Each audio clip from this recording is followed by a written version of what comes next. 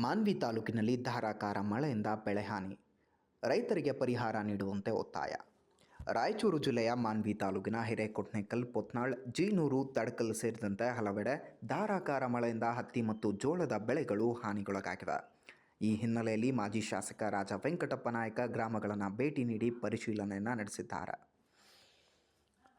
ರೈತರ ಸಮಸ್ಯೆ ಆಲಿಸಿ ಮಾತನಾಡಿದ ಅವರು, ಸರ್ಕಾರ ತಕ್ಷಣವೇ ಪರಿಹಾರವನ್ನು ನೀಡಬೇಕು. ಹತ್ತಿ ಬೆಳೆದ ರೈತರು ಕಂಗಾಲಾಗಿದ್ದಾರೆ.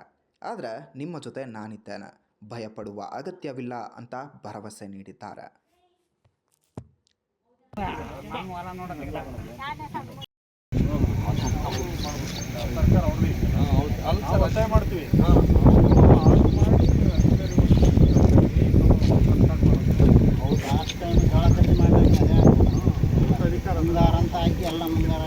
ಇಲ್ಲಿ ಆಲ್ಮೋಸ್ಟ್ ಸಿಮೆಂಟ್ ಮುಂಗಾರ ಹಾಕ್ತಾರ, ಇಲ್ಲಿ ಮತ್ತೆ ನಮ್ಮ ಹಿಂಗಾರ ಆಗ್ಬಿಡುತ್ತೆ, ಮತ್ತೆ ಟೈಮಲ್ಲಿ ಎಲ್ಲ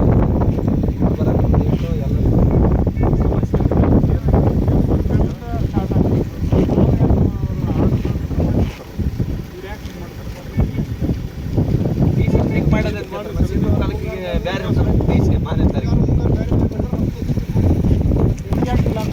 ಅದೇ ಆಗಿರೋದು.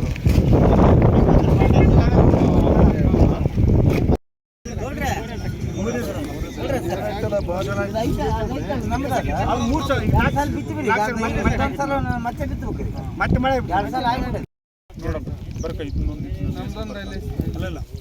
ಎಲ್ಲರೂ ಜಗ್ಗೇಜ್ ಒಟ್ಟಲ್ಲಿ ಎಲ್ಲ ನಾವು ಕೊಡ್ತೀವಿ. ಮಾನ್ಯ ತಾಲೂಕು, ಸಿರ್ವಾರ್ ತಾಲೂಕು ಪರಿಹಾರ ಕೊಡ್ತೀವಿ.